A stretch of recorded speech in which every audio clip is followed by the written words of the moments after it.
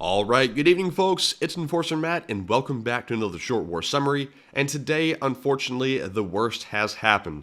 In the midst of a Russian attack on the port of Reni, which borders right up between Ukraine and Romania, a Russian drone has crossed over the Romanian border and has exploded onto their territory, and obviously Romania is a NATO country, so this carries with it some very severe implications if Romania decides to respond. So let's go ahead and jump right into our first news article of the day, which is from Visegrad24. And it says Ukraine claims that one of the Russian suicide drones sent to attack the port of Reni last night missed and hit Romanian territory instead. And obviously, like I said, Romania is a NATO member state. So taking a look at this map here, you can get a better picture of how close the port of Reni is to Romanian territory. As you can see in yellow right here, this is the port of Reni, which is inside of Ukraine, and here is Romania right across the river right here. And when the drones were sent to attack this port, one of them apparently just went straight over the target and went right over into this area of Romania right here. This is where we suspect it actually hit and exploded somewhere in this region where the mouse cursor is. So we're still assessing how bad the damage is. The Romanians are being very quiet about it. And also, one other thing I want to note is that Twitter has added a context key down here. It says the Romanian Ministry of Defense has categorically denied such a thing happening, and we will get to that in just a moment because that is a point of contention right now. And moving on to our next post, this one is from Nexta, and it says the Ukrainian Foreign Ministry said that during the night attack of the Russians on the Odessa region, a Shahed drone fell and exploded on the territory of a NATO country, which we know now as Romania. And in this photo here, this is allegedly a picture of the actual explosion itself.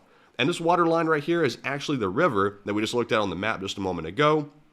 And over there you can see that is allegedly the territory of Romania. And we can see a large explosion happening right there, which is also supposedly the Shahed drone. So that is supposedly, according to Ukraine, photo evidence of it happening. And down here below, we can see the Romanians' response to this situation, which is interesting to say the least. It says the Romanian Ministry of Defense denied the statement of the Ukrainian Foreign Ministry that a Shahed drone fell on the territory of Romania during the night attack, and quote-unquote, the drone attacks carried out by the Russian Federation did not pose any direct military threat to our national territory or the territorial waters of Romania, said the agency.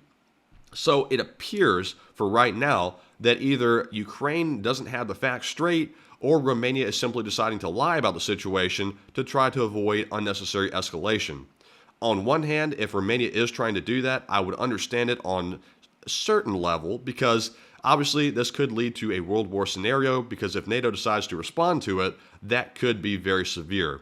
But I'm not sure if lying about it is the best thing to do on the Romanians' part, if it is certainly true that Ukraine's claims are actually accurate. So, moving on to our next post here, we have one from the Kyiv Independent, and it's a further statement from the Foreign Minister of Ukraine, Kuleba, and he says it is pointless to deny that drones fell in Romania. Ukraine has visual evidence of the Russian attack, and that it's pointless to deny that something fell there. And obviously we see Ukraine doubling down on their statement right here. And obviously, Ukraine wants Romania to respond to it because that is an aggression on Russia's part by sending those drones even close to the Romanian border with the very substantial risk of that drone actually hitting a NATO country. And I would have to agree with Kuleba on that. If the drones did fall on Romania, there's no point to deny it. Romania could at least come out and acknowledge that it happened and then say that they simply don't want to respond to it to avoid unnecessary escalations. But right now, that doesn't appear to be the position that they're taking. So we'll have to watch this story very closely because this could end up being reversed completely by Romania, and Romania might end up doing something about it. So we'll have to keep an eye on it. But moving on to our next post here, we have one from Anton Gerashenko, and I have a feeling this post is going to anger quite a few of you, and it certainly did me.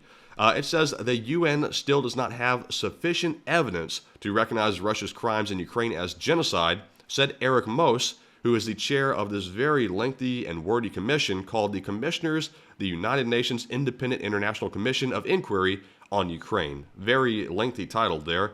And Anton points out about this absolutely absurd statement by the UN. So Bucha, Mariupol, and other Russian war crimes are not enough? And do all Ukrainians need to be killed so the UN finally has enough proof of genocide? And I would have to say amen to that because at this point we have gotten so much evidence of Russian atrocities that it is almost undisputed that Russia has carried out basically some form of genocide inside of Ukraine. They have espoused that themselves, that they're trying to do some form of ethnic cleansing in the country, and that would qualify to me as a genocide. Now, typically, I don't show full-length videos in the short war summaries, but this guy right here, this Eric Most fella from the UN, I watched this entire video and was kind of struck by the very odd demeanor that he has about this very serious situation, and also his wordage about it as well. So I'm going to play this entire video for you. It's a minute long, and let you hear exactly what this guy said so y'all can make your minds up yourself. This is the UN chair of the commission looking into the war crimes on Ukraine. Let me say that we are perfectly aware of the concerns and allegations concerning that crime. We are therefore investigating this step by step. As of now, we do not have sufficient available evidence to meet the legal qualifications in the Genocide Convention. You will recall that it is a matter of intent, and it's also of the perpetrators, and there must also be a necessity to destroy a certain group. And such destruction must be physical or biological according to the convention. Now, these are strict conditions, and this is confirmed by case law. This said, we will of course continue our investigations.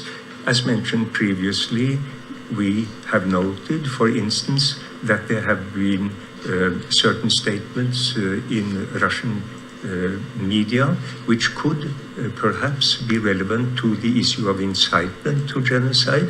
This is one line we are following, and we will look at this. But so far, there are no conclusions. So, I don't know about y'all, but that guy strikes me as being very nonchalant about this entire situation. Not only that, but he uses words like intent and a bunch of different legal terms to basically somewhat justify his conclusion that right now there is not sufficient evidence of genocide in the country, even though the UN has personally investigated so many instances of war crimes and war-related situations where atrocities have been committed, even in Bucha, that this guy still says there's no evidence of genocide. It seems absolutely absurd to me, and suggests that either the UN is compromised or they're simply not doing their job appropriately, but it's certainly not good in my opinion. And moving on to our next post, we're switching gears a little bit just again, and this one is from Disclose.tv. And it says, after his jogging accident, German Chancellor Olaf Scholz shows himself with an eye patch. And goodness, this guy has been messed up quite badly from that fall during the jogging accident. If you believe that is what actually caused this. This guy got scraped up pretty badly, and hopefully he recovers soon. And not too much to cover on that one, but just wanted to go ahead and report on that. And moving on to our next post, it is also about Olaf Scholz, and this one is from the Clash Report. It says the head of the German Bundestag Defense Committee says Chancellor Scholz is the only person blocking the supply of Taurus cruise missiles to Ukraine. And this is disappointing to hear as well, if this is actually true. Also, is that the Taurus cruise missiles have been being requested by Ukraine ever since they were proposed a while back, and now it appears that Scholz himself is the only one actually holding up the transfer of those weapons to Ukraine, even though everyone else seems to be supporting it. So hopefully Scholz will step out of the way and allow those cruise missiles to go to Ukraine. I don't know why he'd be holding them up. It really doesn't make much sense because Germany has sent stuff in the past that could also be escalatory in its own way. So, hopefully this gets resolved and he steps out of the way. And moving on to our next post here, we have one from Visegrad24, and we see in this video that Erdogan has arrived in Sochi to meet with Putin to discuss the grain deal. And there is Erdogan getting out of his Maybach. And Germans, please don't chew me up for that pronunciation of your favorite car. But here he is getting out to meet with Putin. And as you can tell, or if you watch this entire video, the body language of these two meeting with each other is a little bit odd. Very uncomfortable, to say the least. But not showing this entire video because there's not too much to see. We do learn what the result of these talks actually were, and it might surprise you. This one is from Nexta, and it says Putin refused to return to the grain deal despite the talks with Erdogan, so it was pointless. The leaders of the countries talked for 3 hours, and here was Putin's conditions to the West to allow the grain deal to restart. And you're absolutely going to be blown away by this. Putin demands that the Russian bank gets reconnected back to SWIFT, the international banking system.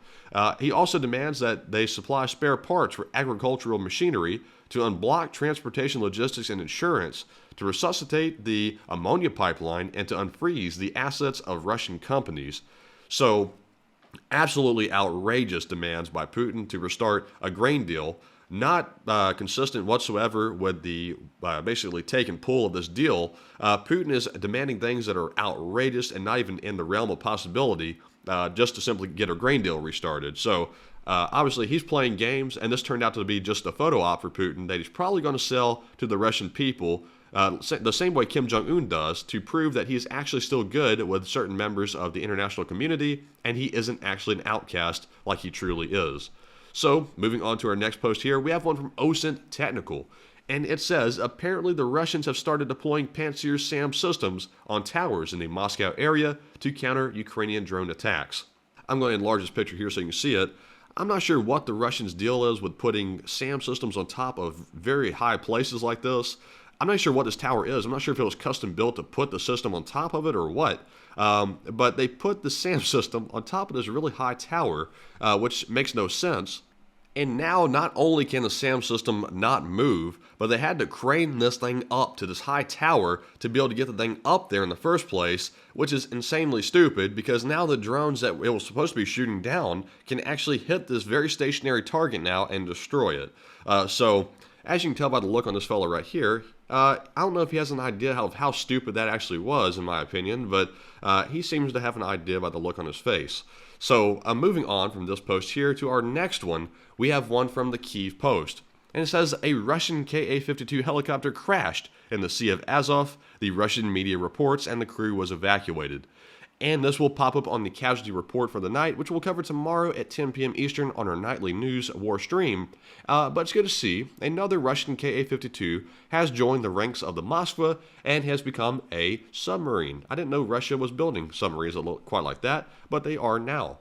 And moving on to our last post here, we have one from the Kyiv Post.